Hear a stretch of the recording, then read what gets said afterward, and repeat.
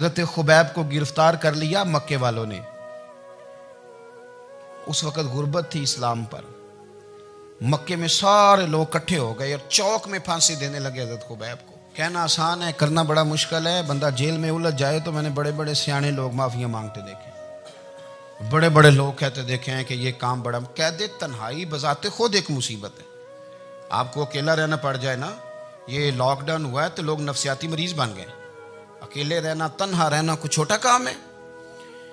हजरत Khubaib अकेले और मक्के का दौर और चारों जानिब काफर, और चौक में जब फांसी पे लटकाया जाने लगा तो अबू सुफियान बोले और बोल के कहने लगे, यार बंदा कोई काम करके बड़ा पछताता भी है कि यार नतीजा क्या निकला। तो माज़अल्लाह आपका भी नतीजा तो फांसी है, तो आपका क्या ख्याल है।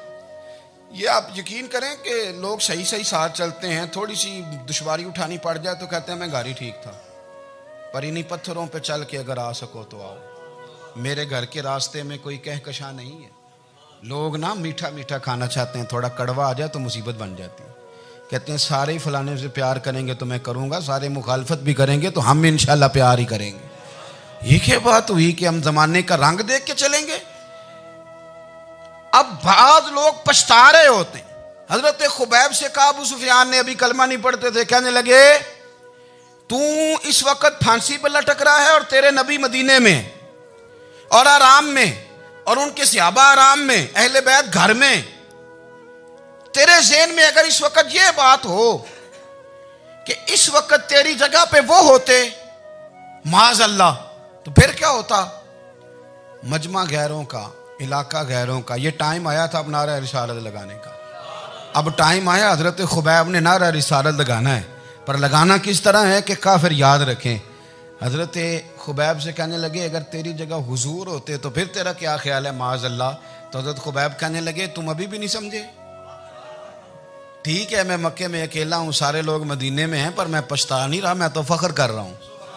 मैं फख्र कर रहा हूं इसलिए कि चोरी करके जान नहीं दे रहा, मदीने वाले की इज्जत पे जान दे रहा हूं। मैं फख्र कर रहा हूं। फरमाया सुन, तू कहता है तेरी जगह हुजूर होते और तुम उन्हें यहां माज़अल्लाह फांसी पे लटकाते। फरमाया सुन, मैं तो ये भी पसंद नहीं करता कि मैं घर में बैठा हूं और मेरे नबी को हल्का सा कांटा भी चुभ जाए। हमारा अपने नबी से मोहब्बत का रिश्ता है। एक कांटा भी हुजूर के कदम मुबारक में चुभे हमें बर्दाश्त। मजमा उनका था, नारे लग रहे थे, हमने मुसलमान पकड़ लिया। लेकिन हजरत खुबैब ने अकेले, अल्लाह करे आपको मेरी बात की समझ आए, अल्लाह करे आपको समझ आए, अकेले जब फांसी के तख्ते के करीब नारा लगाया ना कि मैं तो कांटा भी नहीं चुभने दूंगा अपने नबी को, अब सारे हार गए। अब उस एक जुमले ने ना इनको शिकस्त खुर्दा कर दिया। अब बोल कुछ नहीं सकते थे, गर्दनें झुक गई। और जब सन्नाटा छाया तो अबू सुफियान साथ वाले से कहने लगा बाकी सारी बातें अपनी जगह पर हैं, पर असहाबे मोहम्मद से प्यार तो बड़ा ही करते हैं ना। और वो कच्चा रंग ललारी वाला जेड़ा चढ़दा ते लैंदा रहिंदा, ए इश्क तेरे दा रंग मुहम्मद चढ़ जाए फेर नहीं लैंदा। कहा यार प्यार तो ये करते हैं ना, इसमें कुछ शक वाली बात। इस प्यार से काफिर डरता है। नबी पाक के साथ जज्बाती वाबस्तगी, हुजूर के साथ गुलामों का जज्बाती रिश्ता, और नबी पाक सल्लल्लाहु ताला अलैहि वसल्लम की आमद पर तशक्कुर के जज्बात।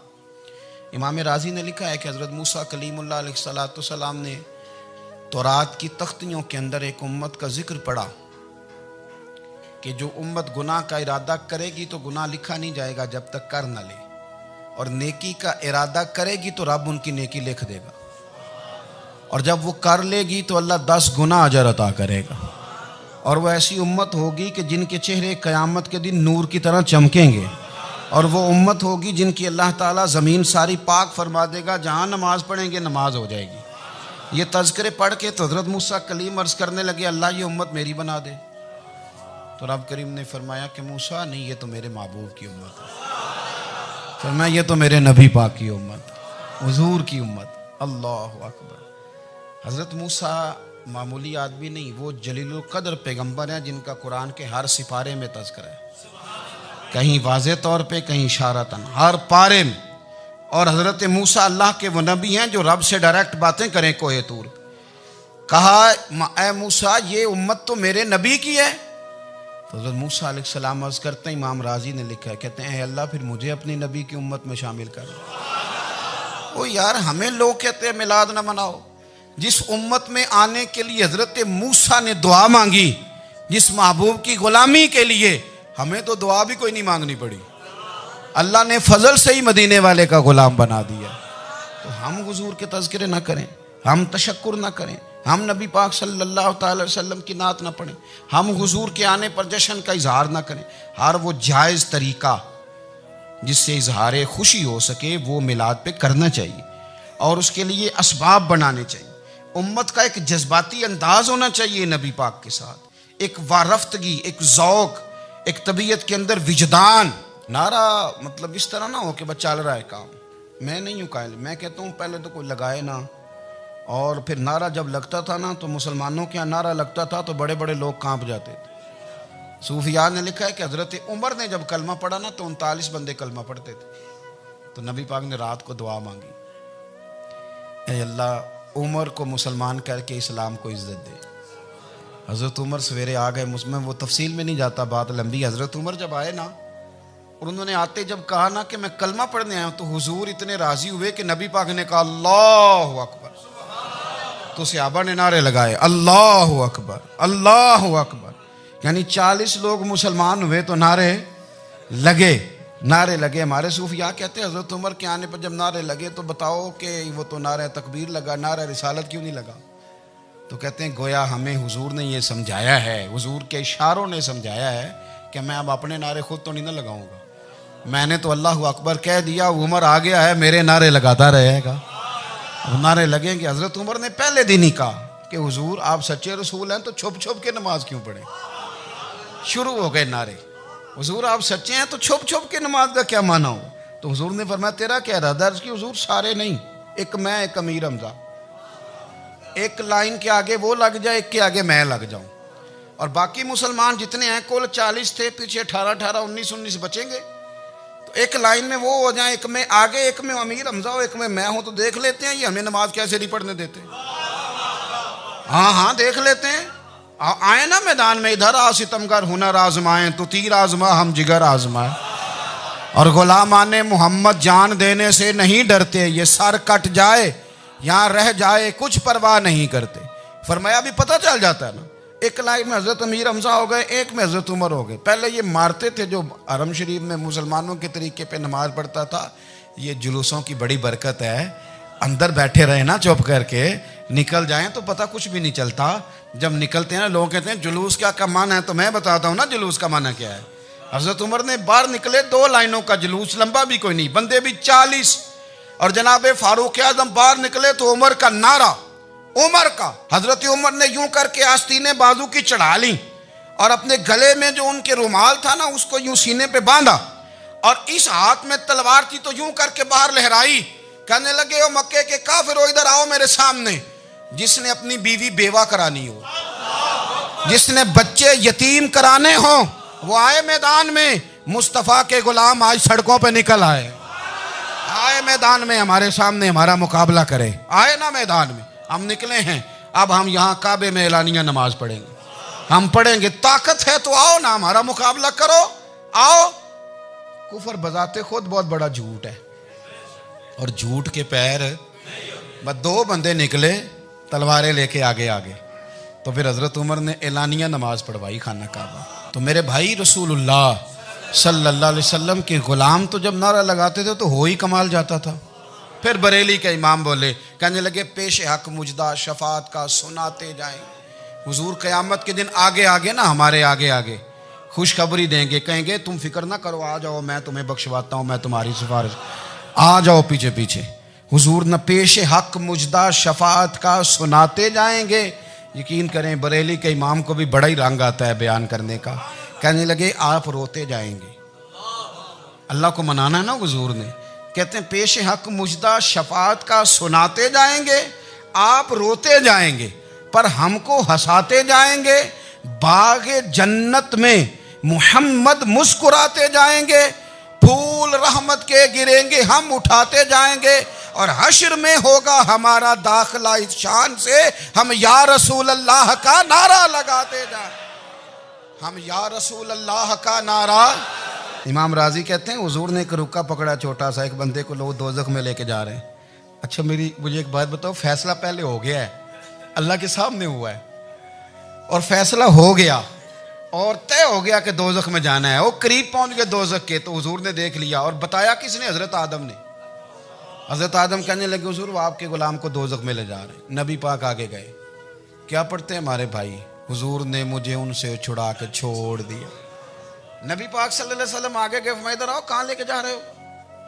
अल्लाह के सामने फैसला हुआ है ना, फरिश्तों ने किया है ना।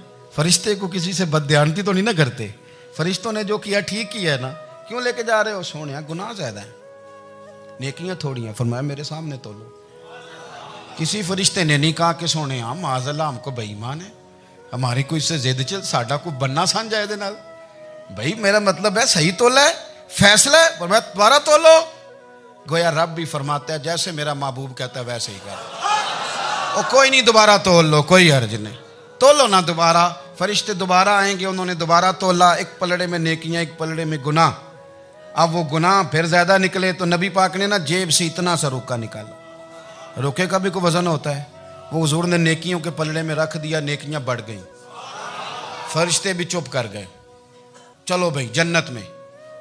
मेरी तरह का था ना पता सारा है सरदार ने की थी, पता तो था ना उसे, मन आनम के मन दानम। तो सीधा हुजूर के कदमों से जा लगा, कहने लगा सोने मैं तो सारी जिंदगी गुनाह करता रहा, ये कौन सी नेकी है? तो हुजूर फरमाने लगे चुप कर, जन्नत का दरवाजा खोल गया, तू जा जन्नत में। हुजूर रुके में क्या है? फरमाया तूने एक दिन दरूद सलाम नहीं पढ़ा था, मैंने तेरा संभाल के रखा हुआ तेरा दरूद शरीफ, वो नारे रिसालत भी तूने लगाए थे, वो तो खोल के मेरे तज़किरे मैंने तेरा संभाल लिया। दोज़ख में मैं तो क्या मेरा साया ना जाए, क्योंकि रसूल पाक से देखा ना जाए, मेरे रसूल पाक। और मेरी बात सुनो, मैं भी आपको खाना नहीं खिलाता, लंगर मेरे संगी खिलाते हैं, मेरे दोस्त आपको खाना पेश करते हैं। हर जगह आप जाते हैं तो वहाँ कुछ लोगों की ड्यूटी होती है, लेकिन तिरमिज़ी शरीफ सियासता की हदीस है। हज़रत अनस ने पूछा था हुजूर क़यामत में कहाँ मिलेंगे? फरमाया हौज़े कौसर पे। हुजूर वहाँ अनस पानी पिलाएंगे कि बिलाल पिलाएंगे कि सुहेब पिलाएंगे? फरमाया नहीं, उम्मत प्यासी आएगी तो मैं अपने दस्ते मुबारक से पानी पिलाऊं। हुजूर वहाँ ना मिले तो फरमाया पुल सिरात पे आना, उम्मत गुजरेगी तो मैं रब्बे सल्लिम की दुआएं करूँगा। तो आला हज़रत फरमाते हैं जब हुजूर दुआ कर रहे हैं तो डरने की ज़रूरत क्या है? खुदा की रज़ा चाहते हैं दो आलम, खुदा चाहता है रज़ाए मोहम्मद, रज़ा अब पुल से वज्द करते गुजरी कि है रब्बे सल्लिम दुआए मोहम्मद सल्लल्लाहु। तो हुजूर वहाँ मुलाकात ना हुई तो फिर इस हदीस को भी ये हदीस मजबूत कर देगी। हुजूर फरमाने लगे फिर मिज़ान अमल पे आ जाना, उम्मत के अमल तुल रहे होंगे और मैं कामयाबी की दुआएं मांग रहा हूँगा। तो जिसके लिए हुजूर दुआ मांगेंगे नाकाम होगा, नाकाम होगा। अपने बच्चों को हुजूर की मोहब्बत सिखाएं, नबी पाक सल्लल्लाहु अलैहि वसल्लम की गुलामी करें। आपका रिश्ता नबी पाक के साथ मजबूत होना चाहिए, आपके ताल्लुकात हुजूर के साथ मजबूत होने चाहिए।